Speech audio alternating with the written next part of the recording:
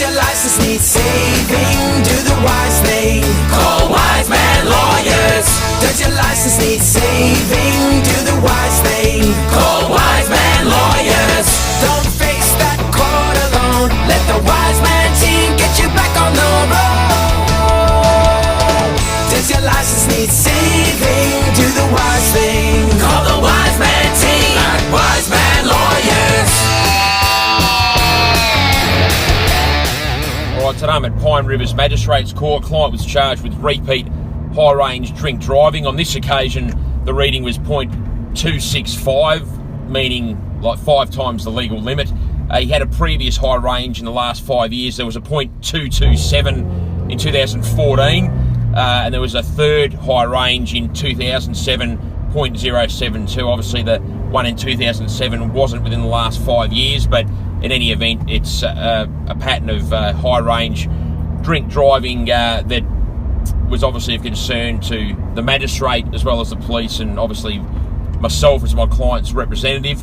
By way of explaining the law, if someone's charged with their third high range, and by high range I mean with a reading of .15 or above, third high range in 5 years is mandatory imprisonment. So it's not if, it's will get jail. So mandatory imprisonment for your third high range in 5 years. I mean, imprisonment can be served in a number of forms, but when the government drafted the legislation, they've forced the magistrate's hand. So again, if it's a third high range in 5 years, the magistrate has no choice. They must impose a term of imprisonment. Now, as I said, there was only 2 within the last 5 years, but the fact that the third was outside of the last 5 years doesn't get a person off scot-free. The magistrate's still looking at a person who is a repeat offender, a repeat high-range offender, and a repeat high-range offender with their second very high range in 5 years. And as I said, high range starts at .15, and it goes without saying that .265 is well and truly into the high range bracket, as is the previous in 5, .227, and yeah, the one in 2007, .172. That's just inside the high range bracket. But in any event, we're talking about a repeat offender and someone who the magistrate at first instance is thinking this person must go to jail, irrespective of the fact that it's not a mandatory term of imprisonment. So as a starting point, this was not about me saving his licence or getting him a low disqualification or anything like that. This was all about me endeavouring to keep my client out of jail.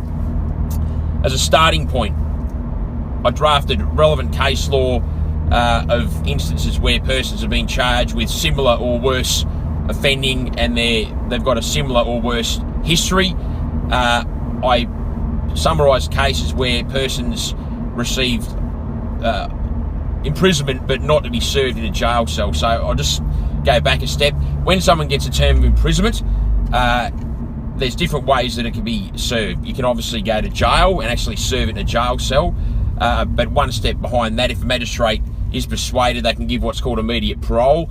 So with immediate parole, you don't actually go to jail, but technically on your history you did go to jail. However, the day of court is your parole release date, meaning you didn't set foot in a jail cell, but technically you've gone to jail. However, you're now on parole for however long, generally 12 months.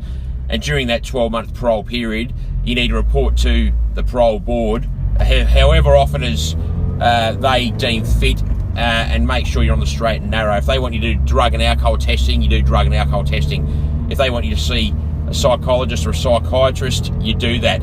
You're not allowed to leave the state without their permission. You're not allowed to move address, or if you move address, you need to notify them within 2 business days, for example. So anyway, you don't go to jail, but it's a very regimented regime that you need to be a part of during the period.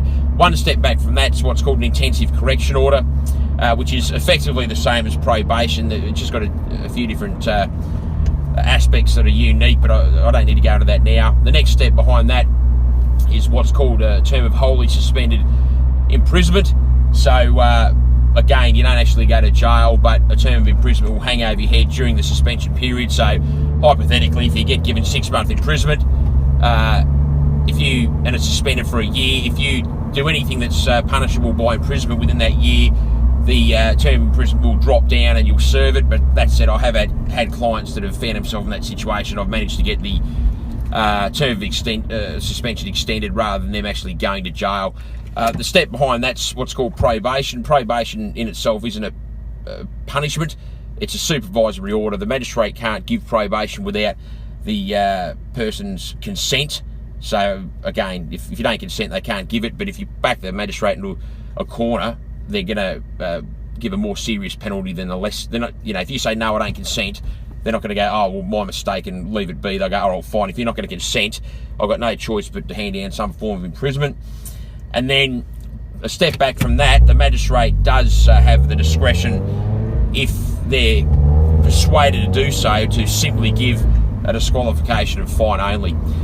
Now, going back to my client, as I said, I drafted detailed written submissions of case law, which I intended to use to persuade the magistrate in getting on board with my submissions.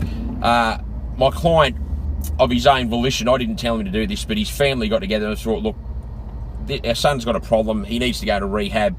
So he went and did a 2-month residential rehab, which A, went a long way to help him get on top of his problems, and B, went a long way to help me persuade the magistrate that he was taking his problems seriously and getting on top of them. I got him to do the reformatory course that we get all of our clients to do. I drafted affidavit materials talking about what he learnt, and I got him to get documentation from his mental health treatment professionals, his doctors, allied health, anyone and everyone that's involved in him trying to beat his addiction. I got him to get correspondence from, got him to get some character references based on a template that we give all of our clients. So anyway, once I had all this documentation information presented to me, I went to work, as I said, drafted those detailed written submissions, drafted my verbal submissions, and basically, got myself in a position where I could put the magistrate in the shoes of my client. He'd had a bad run in the last sort of 5 years. Up until about 5 years ago, well, at least up until 2007, he was just a normal human being, but he had a bad run of luck, and sort of anxiety and depression sort of reared its head as a result. And like a lot of people regretfully do, they suck it up and don't go and find the help they need, and they turn to the bottle or drugs as a way of, I don't like using the term, but self-medicating. He's done that. He did eventually get the proper mental health assistance that he needed, but he regretfully racked up some substantial drink driving history in the process. So basically, when he was penalised for the offence in 2014, he effectively woke up to himself, went into rehab, got on the straight and narrow, but there was some traumas in his life after that that's led to this relapse, and that's why he finds himself in court today. Anyway, it was hard work. I wasn't sure which direction the magistrate was going in as I was addressing them. I thought that I was going to have to start sort of stepping it up a notch to keep my client out of jail. See, a lot of magistrates, I won't say, they're hard to read is what I'll say. So I can, be as forceful as I can, and unless I actually put them on the spot and say, have I persuaded your honour, you never quite know with some of them what they're thinking or which direction they're going in. So in any event, it was a little bit of a balance, a tightrope walk in making my submissions and in reading the magistrate and in directing the angle of my submissions. But ultimately, I was successful in persuading the magistrate that a term of imprisonment was not appropriate. It wouldn't help anyone. This guy's got a mind injury, and putting him in a jail cell is not going to treat that. But following on from that, given that of his own volition, he's started getting the help that he needs, the magistrate was of the opinion that a term of probation would have been a waste, given he's already doing what a probation order would have made him do anyway. So, short version is, I was successful in persuading the magistrate to give a disqualification of fine only. It was a lengthy disqualification, 2 years, but that said, if you've got your second high range in 5 years and one not that long out of it, this is not about your licence. And I said to my client from the start, forget your licence, this is about me making sure that you, me and your dad all walk out of the courtroom and go home instead of me and your dad going home and you going into a jail cell. That's what occurred. I was successful in making sure that he gets to go home to his family. Yes, he lost his licence for 2 years, but again, his licence literally was the least of his concerns. So, short version is, no jail, obviously he's relieved, family's relieved, everyone's happy. I'm Andrew Wiseman, thanks for watching. Hi, I'm Andrew Wiseman from Wiseman Lawyers, Queensland's only truly dedicated drug, alcohol and traffic offence law firm.